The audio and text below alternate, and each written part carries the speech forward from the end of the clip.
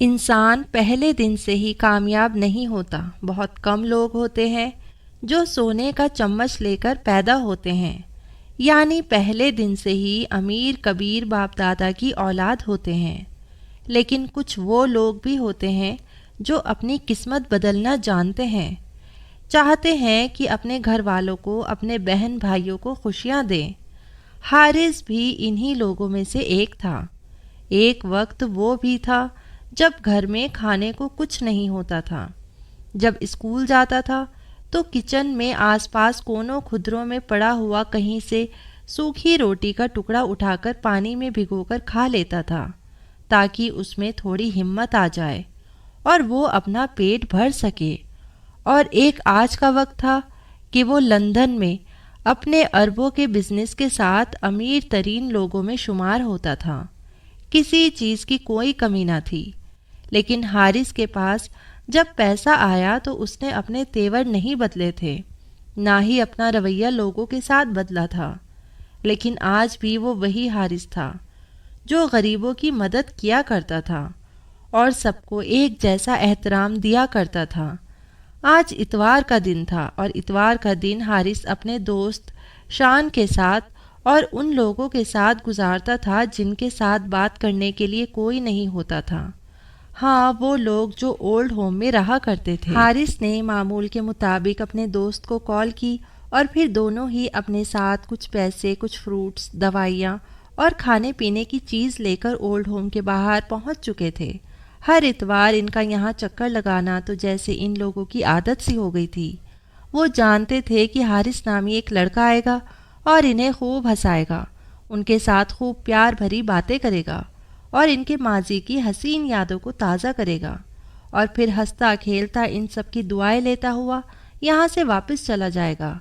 حارث نے آج بھی اولڈ ہوم میں قدم رکھا تو کئی لوگ اسے دیکھ کر اٹھ کھڑے ہوئے تھے، مسکرا کر حارث کے قریب چلے آئے، اس کا ماتھا چومنے لگے، اس کا ہاتھ پکڑ لیا اور اپنے ساتھ بینچ پر بٹھا لیا۔ ہر کوئی وہاں پر خوش دکھائی دیتا تھا۔ ایک بوڑھی عورت اٹھ کر حارث کے قریب آئی اور کہنے لگی، بیٹا، میں نے تمہارے لیے ہی میٹھے لڈو بنائے ہیں، کیا تم کھاؤ گے؟ حارث نے خوشی سے کہا کہ جی اماں، ضرور کھاؤں گا۔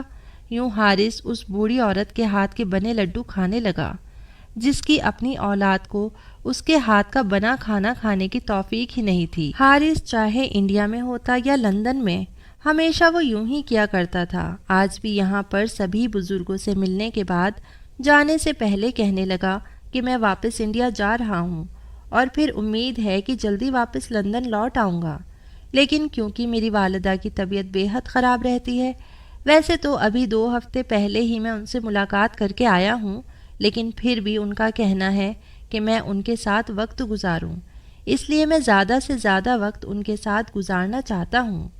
سبھی لوگ پہلے تو کہنے لگے کہ بیٹا حارث، تم یہاں پر آتے ہو تو سکون سا مل جاتا ہے، لیکن چونکہ تمہاری ماں کی طبیعت خراب ہے اس لیے تمہارا فرض ہے کہ تم ان کا بھی خیال رکھو۔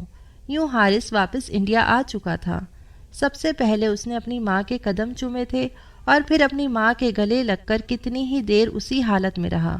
حارث کی ماں یوں مایوس سی بیٹھی تھی، جب بیٹے کو دیکھا تو خوش ہو گئی۔ کچھ وقت اپنی ماں کے ساتھ گزارنے کے بعد ایک روز اسے خط ملا۔ یہ خط ایک آشیانے سے آیا تھا اور اس آشیانے کا نام علی آشیانہ تھا، جس میں صرف بوڑھے بزرگ ہی رہا کرتے تھے، اور حارث نے مسکرا کر وہ خط کھولا۔ یقیناً یہ بڑے بزرگوں کی دعائیں ہی تھی جو اسے اتنی ترقی دے رہی تھی۔ خط میں لکھا تھا کہ بیٹا، ہمیں علم ہوا ہے کہ تم ہندوستان واپس آ چکے ہو، ہم غریبوں پر بھی نظر کرم کر لو، کب سے تمہاری راہ دیکھ رہے ہیں۔ کتنی ہی باتیں ہیں جو ہم دل میں بسائے بیٹھے ہیں، صرف اس آس پر کہ بیٹا حارث آئے گا تو اپنے دل کا غبار بیٹے کے ساتھ بیان کریں گے۔ حارث نے یہ سنا تو ایک گہری سانس لیتے رہ گیا۔ کتنے ہی لوگ تھے جو اس کے انتظار میں تھے، صرف اور صرف اس کے اچھے اخلاق کی وجہ سے اور ان کو دینے والے وقت کی وجہ سے جو ان کی سگی اولاد انہیں آج تک نہیں دے سکی تھی۔ اسی شام حارث نے کچھ تحفے لیے اور سب کو دیے۔ سب لوگ ہی اس کے انتظار میں تھے، لیکن اس آشیانے میں ایک نئے بوڑھے شخص کا اضافہ ہوا تھا جو ایک طرف کو بینچ پر سر جھکائے بیٹھا تھا۔ شاید حارث کے بارے میں اسے پتہ نہیں تھا، یا پھر اس کے اپنے ہی اتنے مسائل تھے جو وہ اس سے ملنے کے لیے نہیں آیا تھا۔ سب سے مل کر باتیں کر کے حارث چلتا ہوا اس شخص کے ساتھ بینچ پر آ کر بیٹھ گیا۔ یوں اپنے ساتھ کسی کو بیٹھا دیکھ کر اس شخص نے سر اٹھا کر حارث کی طرف دیکھا تھا۔ حارث نے اپنے ہاتھ میں موجود پھولوں کا گلدستہ اور ایک تحفہ اس شخص کی طرف بڑھا دیا۔ اس شخص نے یہ سب دیکھا اور پھیکا سا مسکرایا، کہنے لگا بیٹا تم یہ سب کچھ مجھے کیوں دے رہے ہو؟ حارث کہنے لگا کہ میں یہاں پر برسوں سے آ رہا ہوں اور میں جب بھی آتا ہوں اپنی اس فیملی کے لیے کچھ نہ کچھ ضرور لے کر آتا ہوں، چلیے لیجئے یہ آپ کا حصہ ہے۔ پھر اس شخص سے پوچھنے لگا کہ آپ نئے آئے ہیں، کیا ہوا ہے آپ کے ساتھ، کیا وجہ بنی جو آپ یہاں تک آ گئے؟ وہ شخص پہلے تو خاموش رہا، پھر حارث کی طرف دیکھ کر اس کی آنکھوں میں آنسو آ گئے، کہنے لگا بیٹا آپ کے ماں باپ موجود ہے؟ حارث نے مسکرا کر کہا کہ میری والدہ تو حیات ہے لیکن میرے والد کب کے مجھے چھوڑ کر جا چکے ہیں۔ یہ سن کر اس شخص نے گہری سانس لی، پھر اپنی کہانی سناتے ہوئے حارث سے کہنے لگا کہ تم لندن والے بابو معلوم ہوتے ہو، وہی لندن والے بابو جس کی تعریفیں سنا کر یہ لوگ میرے کان پکاتے رہتے ہیں، بہت تعریفیں کرتے ہیں، لیکن آج جب میں نے تمہیں دیکھا تو پہلی نظر میں ہی پہچان لیا کہ واقعی یہ لوگ سچ کہتے ہیں، یہ بلا وجہ ہی تم پر فدا نہیں ہے، بلکہ تم ہو ہی اس قابل کہ ہر کوئی تمہارا انتظار کرے۔ وہ شخص کہنے لگا کہ ایک وقت تھا جب میں بھی لندن والا بابو تھا۔ حارث دلچسپی سے اس کی کہانی سننے لگا۔ وہ شخص مسکرا کر بولا میں اپنے گاؤں کا واحد لڑکا تھا جو دوسرے ملک گیا تھا، میرے ماں باپ نے قرضے اٹھائے، اتنا کچھ کیا، مجھے لندن بھیجا تھا صرف اس لیے کہ ہماری مشکلات ٹل جائیں اور ہم اچھا کھا پی سکیں، اچھا کما سکیں، ہمارے حالات بہتر ہو سکے، اور میں نے وہ کر کے بھی دکھایا تھا۔ ہر کوئی مجھے لندن والا بابو کہا کرتا تھا اور میں یہ سن کر خوشی محسوس کرتا۔ وہاں پر میری اچھی خاصی نوکری لگ چکی تھی، میں ڈالر میں پیسے کما کر اپنے ماں باپ کو بھیجنے لگا۔ میرے ماں باپ نے ان پیسوں سے عالیشان گھر بنا لیا تھا، ہمارے پاس کسی بھی چیز کی کوئی کمی نہیں تھی، ہم غریبوں کی بھی مدد کرتے تھے۔ ایک مرتبہ جب میں لندن سے واپس آیا تو میرے ابا نے امی کی موجودگی میں کہہ دیا کہ بیٹا تمہاری شادی میں سمینہ کی بیٹی سے کرنا چاہتا ہوں۔ ارے سمن ہماری دیکھی بھالی لڑکی ہے اور وہی تمہارے لیے بہتر رہے گی۔ میری بہن بھی بیوہ ہے اور یوں اس کے سر پر ایک بیٹی کا بوجھ ہے، اگر ہم اس کی بیٹی کو اپنے گھر کی بہو بنا لیں گے تو وہ بیوہ اور یتیم بچی ہمیں دعائیں دیں گی۔ اگر میرا بس چلے تو میں اپنی بہن کو بھی اس گھر میں ہی لے آؤں گا، ویسے بھی اتنا بڑا گھر ہے، پورا گاؤں سما جائے، اگر میری بہن بھی یہاں آ کر رہ لے گی تو کیا ہو جائے گا؟ میں نے اپنے ابا کی بات سنی تو سر ہلا دیا، مجھے سمن سے کسی بھی طرح کا کوئی مسئلہ نہیں تھا، میں اسے پسند بھی کرتا تھا، لیکن میری ماں کے ماتھے پر بل پڑ چکے تھے۔ وہ کہنے لگی یہ آپ کیسی باتیں کر رہے ہیں؟ آپ جانتے تو ہیں کہ میری بہن کب سے مجھے باتوں ہی باتوں میں یہ اشارہ دے چکی ہے کہ وہ اپنی بیٹی کی شادی میرے بیٹے جنید سے کروانا چاہتی ہے، اب میں اس کو کیا منہ دکھاؤں گی؟ میں نے تو اسے تسلی دے رکھی تھی کہ ہاں جب بھی میں بیٹے کی شادی کے لیے لڑکی دیکھوں گی تو سب سے پہلے تمہاری ہی لڑکی کو دیکھوں گی۔ اتنا سننا تھا کہ میرے ابو غصے سے بلک اٹھے، وہ کہنے لگے کہ کون سی تمہاری بہن جس نے آج تک کبھی غربت میں ہمارے گھر کی دہلیز نہیں دیکھی تھی؟ ہمارے گھر بھی آتی تھی تو ناک سے مکھی اڑاتی رہتی تھی، اتنے نخرے تھے اس کے، 10 لوگوں کے بیچ ہمیں ذلیل کر کے رکھ دیا کرتی تھی، اور تب تم ہی تھی جو میرے پاس بیٹھ کر روتی تھی کہ میری بہن مجھے کمتر سمجھتی ہے، مجھے ذلیل کرتی ہے اور میرے ساتھ بدتمیزی سے پیش آتی ہے، مجھے 2 کوڑی کا کہتی ہے، اور آج جب ہمارے پاس پیسہ آ گیا وہی بہن تمہیں اچھی لگ گئی۔ میں ہرگز اس کی بیٹی کو اس گھر کی بہو نہیں بناؤں گا، بلکہ اس گھر کی بہو سمن بنے گی۔ یوں میرے والدین کی انبن میں آخرکار جیت میرے باپ کی ہوئی تھی اور سمن ہمارے گھر کی بہو بن کر آ گئی تھی۔ میں بھی خوش تھا، اپنی زندگی سمن کے ساتھ ہنسی خوشی گزار رہا تھا۔ سمن کی ماں بھی اسی گھر میں آ کر رہنے لگی۔ شروع میں تو سب کا رویہ بڑا ہی اچھا رہا، لیکن پھر ایک روز نہ جانے ایسا کیا ہوا کہ سمن کی ماں کمرے میں مردہ حالت میں ملی تھی، ان کے منہ سے جھاگ نکل رہا تھا، جسم نیلا ہوا تھا۔ سمجھ نہیں آ رہا تھا کہ ہوا کیا ہے۔ ڈاکٹر کے پاس لے کر گئے تو ڈاکٹر کا کہنا تھا کہ ان کے جسم میں زہر پھیل گیا ہے۔ ہر کوئی حیران تھا کہ آخر سمن کی امی کو کوئی زہر کیوں دے گا، لیکن تبھی میری ماں روتے ہوئے کہنے لگی کہ پرسوں رات ہی یہ میرے پاس بیٹھ کر رو رہی تھی، رو رو کے کہہ رہی تھی کہ میں آپ کے ٹکڑوں پر مزید نہیں رہنا چاہتی۔ ارے کون ماں ہے جو اپنی بیٹی کے سسرال میں رہتی ہے؟ میں نے اسے بہت سمجھایا کہ ارے بھائی یہ تو تمہارے بھائی کا گھر ہے، بھلا اس میں ٹکڑوں پر پلنے والی کون سی بات ہے؟ لیکن وہ خود کو ہمیشہ ہی کمتر سمجھتی رہی، کہتی تھی کہ بس اللہ مجھے اٹھا لے، میں نہیں چاہتی کہ میری وجہ سے میری بیٹی کا گھر خراب ہو۔ شاید اسی وجہ سے اس نے خود ہی زہر پی لیا ہو۔ میری بیوی سمن کسی نہ کسی طرح صبر کر ہی گئی۔ مجھے بھی واپس لندن آنا تھا، اس لیے میں لندن آ گیا، لیکن دھیرے دھیرے میری ماں اکثر میری بیوی کی شکایتیں کرنے لگی تھی۔ میرے ابا کا بھی انتقال ہو گیا، وہ بھی زیادہ عرصہ زندہ نہیں رہ پائے تھے۔ اپنی بہن کی محبت میں اور بیماریوں میں گھل گھل کر ان کی بھی جان جا چکی تھی۔ میں بے انتہا پریشان ہو چکا تھا۔ ایک تو تھا بھی لندن میں، کام میں بھی دھیان نہیں دے پا رہا تھا، اوپر سے میری ماں جب بھی کال کرتی تو یہی کہتی کہ بیٹا جب تک تیرے ابا زندہ تھے تو تیرے ابا کے ڈر سے تیری بیوی کا رویہ کچھ بہتر رہتا تھا، لیکن اب جب تیرے ابا بھی چلے گئے ہیں تو میرے ساتھ تیری بیوی کا رویہ بے انتہا برا ہو چکا ہے۔ نہ جانے کس بات کا بدلہ مجھ سے لیتی رہتی ہے، ہر وقت بدتمیزی کرتی رہتی ہے، کوئی کام کہہ دوں تو 100 باتیں سناتی ہے، ایسے لگتا ہے جیسے یہ گھر اس کا ہی ہو، میں تو اس گھر میں غلام ہوں۔ اپنی ماں کی بات سنتا تو مجھے غصہ آ جاتا۔ سمن مجھے ایسی طبیعت کی تو نہیں لگتی تھی۔ میں نے سمن کو اس روز کال کر کے بہت ڈانٹا کہ آئندہ کے بعد اگر تم نے میری ماں کی بات کے آگے اپنی بات چلائی تو میں تمہارے ساتھ بہت برا سلوک کروں گا۔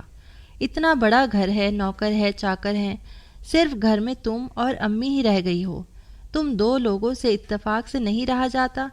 میری اس بات پر میری بیوی خاموش ہو چکی تھی، نہ جانے وہ کیا چاہتی تھی۔ بہرحال ایک روز میں کام میں مصروف تھا جب میری ماں کی مسلسل کال جانے لگی۔ کام کے وقتوں میں کال اٹھا نہیں سکتا تھا، لیکن مجھے ڈر ہو رہا تھا کہ کہیں کوئی ایمرجنسی تو نہیں ہو گئی جو بار بار امی کے نمبر سے کال جا رہی ہے۔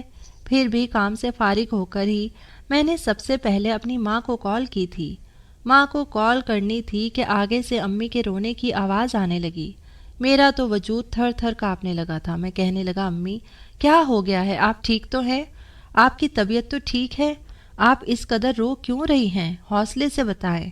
امی روتے ہوئے کہنے لگی کہ بیٹا میں تو بوڑھی ہوں، ہر وقت کمرے میں پڑی رہتی ہوں، مجھ غریب کو کوئی آ کر کھانا دے دے تو کھا لیتی ہوں، ورنہ سارا دن کوئی پوچھنے والا نہیں ہے۔ کل رات سے میں بخار میں تپ رہی ہوں، تمہاری بیوی نے آ کر مجھے پوچھا تک نہیں، اور اب جب میں ہمت کر کے کمرے سے باہر نکلی ہوں تو جو منظر میں نے دیکھا ہے میری روح کانپ گئی ہے۔ تمہاری بیوی کے کمرے سے ایک غیر مرد نکل کر جا رہا تھا، مجھے دیکھ کر فوراً اپنا منہ چھپا گیا۔ میں اسے روکتی رہی لیکن تبھی ٹھوکر کھا کر گر گئی، لیکن وہ شخص میرے ہاتھ نہ آ سکا۔ بیٹا اب تو یہ نوبت آ گئی ہے کہ تمہاری بیوی غیر مردوں کو گھر میں بلانے لگی ہے۔ اتنا سننا تھا کہ میں آنکھ ببولا ہو گیا، میری حالت بے حد خراب ہونے لگی تھی۔ اسی وقت میں نے اپنا ٹکٹ کٹوایا اور فوراً انڈیا چلا آیا۔ میرے آنے کے بارے میں کسی کو کچھ خبر نہیں تھی۔ میں صبح اپنے گھر پہنچا، چوکیدار نے دروازہ کھولا تھا۔ جیسے ہی اپنی بیوی کے کمرے میں داخل ہوا تو میری بیوی فجر کی نماز ادا کر رہی تھی۔ مجھے اس قدر شدید اس پر غصہ تھا کہ میں انتظار کرنے لگا، بڑی مشکل سے ضبط کر کے کھڑا ہوا تھا۔ کتنی ہی دیر انتظار کرتا رہا۔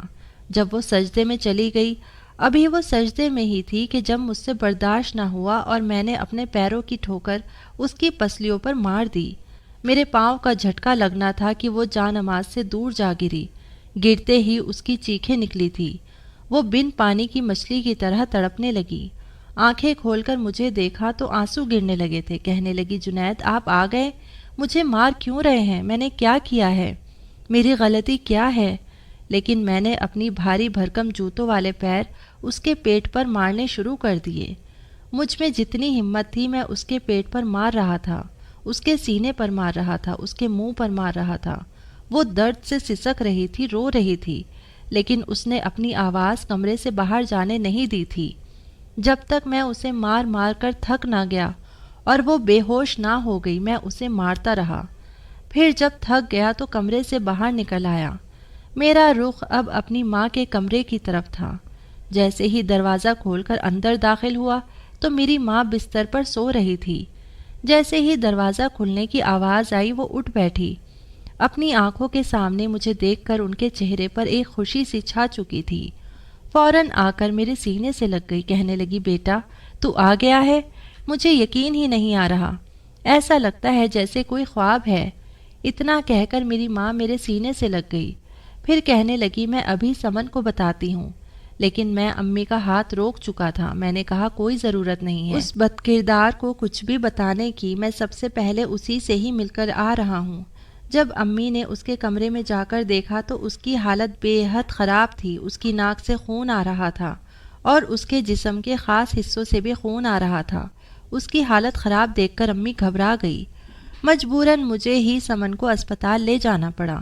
وہ ہوش میں نہیں تھی۔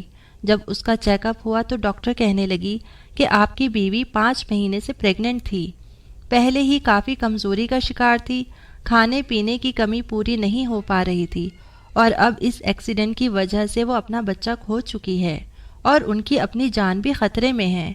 یہ تو پولیس کیس بنتا ہے۔ ڈاکٹر چلا اٹھی کہ میں ابھی پولیس کو بتاتی ہوں، لیکن میں نے لاکھوں روپے دے کر اس عورت کا منہ بند کر دیا۔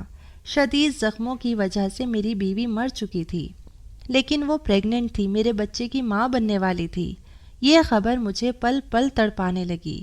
میں اپنی ماں سے کہنے لگا کہ اگر سمن نے مجھے یہ خبر نہیں سنائی تھی تو آپ ہی بتا دیتی کہ وہ ماں بننے والی ہے، لیکن میری ماں سر جھٹک کر کہنے لگی بیٹا یہ خبر تو اس نے مجھے ہی نہیں بتائی تھی، مجھ سے تو بات ہی نہیں کرتی تھی، کیا پتا تیرا ہی خون تھا یا کسی اور کا۔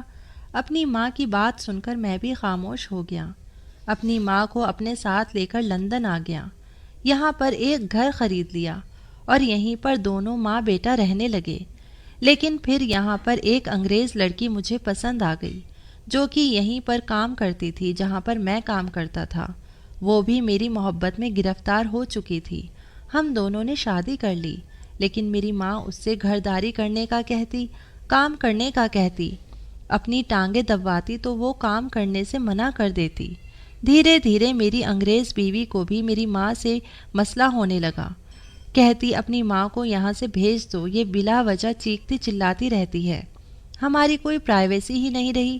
جبکہ میں اسے یہی کہتا کہ میری ماں ہے، میں ان کو کہیں نہیں بھیج سکتا۔ لیکن جب مجھے اپنے گھر بچانے کی فکر ہونے لگی تو میں نے اپنی ماں کو واپس انڈیا بھیج دیا کہ وہیں پر گھر میں رہ لو، کسی آس پڑوس کی لڑکی کو اپنے پاس رکھ لو۔ میری ماں جیسے تیسے روتی دھوتی وہاں سے چلی گئی اور میری انگریز بیوی کو بھی بددعائیں دینے لگی۔ ایک روز جب میں گھر واپس آیا تو میری بیوی ویڈیو کال پر کسی غیر مرد سے باتیں کر رہی تھی۔ پہلے تو میں نے اس پر دھیان نہیں دیا کیونکہ اس کے کچھ غیر مرد بھی دوست تھے جن کو میں بھی جانتا تھا، لیکن ایک دن جب میں وقت سے پہلے گھر آیا تو میری بیوی گھر میں ایک غیر مرد کے ساتھ میرے بیڈ روم میں موجود تھی۔ مجھ سے یہ سب کچھ برداشت نہ ہوا، میں نے اپنی بیوی پر ہاتھ اٹھا دیا۔ اس وقت میرے ہاتھ میں موجود ایک انگوٹھی تھی جو میری بیوی کے منہ پر ایک نشان چھوڑ گئی اور میرے ناخن اس کے گال پر کھروچے جا چکے تھے۔ یہ لندن تھا۔ میری بیوی سیدھا پولیس اسٹیشن چلی گئی، مجھ پر اچھا خاصا کیس بن گیا۔ میری بیوی نے میرے بارے میں وہ سب کچھ بول دیا جو کہ میں نے کبھی کیا ہی نہیں تھا۔ مجھ پر الزام لگا دیا کہ میں اس پر ظلم کرتا ہوں، ٹارچر کے الزام لگا دیے گئے، اور یہ بھی کہہ دیا کہ میں لڑکیوں کی اسمگلنگ کرتا ہوں۔ میری تو زندگی خراب ہو کر رہ چکی تھی۔ پہلے جیل کاٹتا رہا، پھر جرمانہ بھرنے کے لیے اور ضمانت کے لیے مجھے لاکھوں روپیوں کی ضرورت تھی۔ میں نے اپنا گھر بیچ دیا۔ میری ماں تو کب کی لاوارثوں کی طرح مر چکی تھی۔ 1 ہفتہ تک ان کی لاش وہیں پڑی رہی۔ لاش کی بدبو سے لوگوں کو پتہ چلا کہ میری ماں مر چکی ہے، اور یوں انہیں اٹھا کر قبرستان میں دفنایا گیا، جبکہ میں نے اپنی ساری جائیداد اور یہاں کی بھی ساری جمع پونجی ملا کر کورٹ میں جمع کروائی۔ اس کے بعد ہی میری ضمانت ہو پائی تھی۔ میرے پاس کچھ بھی نہیں بچا تھا۔ ان سب باتوں میں اور ان سب کے بیچ میں پھنس کر بالکل آدھا ہو چکا تھا۔ میرے پاس تو کھانے تک کے پیسے نہیں تھے۔ عمر سے پہلے ہی میرے بال سفید ہو گئے، میرا سب کچھ چلا گیا اور میں اپنی زندگی کے آخری دن کاٹنے کے لیے واپس یہاں چلا آیا۔ یہاں پر بھی کوئی مجھے رکھنے کو تیار نہیں تھا، سب مجھے سمن کا مجرم سمجھتے تھے، اور پھر میں یہاں پر آ گیا۔ یہیں پر شاید میرا آخری ٹھکانہ ہے۔ حارث اس شخص کی پوری کہانی سن چکا تھا۔ واقعی اس کے ساتھ جو کچھ ہوا تھا وہ اس معصوم پر کیے ظلم کا انتقام تھا۔ ایک معصوم بے بس لڑکی پر ظلم ہوتا رہا۔ یہی وجہ تھی کہ اس نے صرف اپنی ماں کی باتوں پر یقین کر کے اپنی بیوی کے ساتھ غلط رویہ رکھا تھا۔ اگر وہ اپنی ماں کے ساتھ ساتھ اپنی بیوی سے بھی پوچھتا اور اس پر یقین رکھتا تو شاید آج یہ وقت نہ آتا۔ لیکن خیر، حارث نے ہمیشہ کی طرح ان کی بھی ہمت بڑھائی اور ان کے ساتھ ایک اچھا وقت گزار کر وہاں سے جا چکا تھا۔ دنیا میں کیسے کیسے لوگ ہوتے ہیں۔ جس شخص کے پاس جاؤ وہی اپنے اندر ان گنت کہانیاں لیے بیٹھا تھا۔ لوگوں کے دکھ سن کر یوں لگتا ہے جیسے یہاں پر اس دنیا میں کوئی بھی خوش نہیں ہے۔ ہر کوئی اپنی زندگی کی آزمائش میں گھرا ہوا ہے، اور ان آزمائشوں سے آزادی تبھی مل سکتی ہے جب تک کہ قبر کی چار دیواری میں انسان کا وجود ہمیشہ ہمیشہ کے لیے دفن نہ ہو جائے۔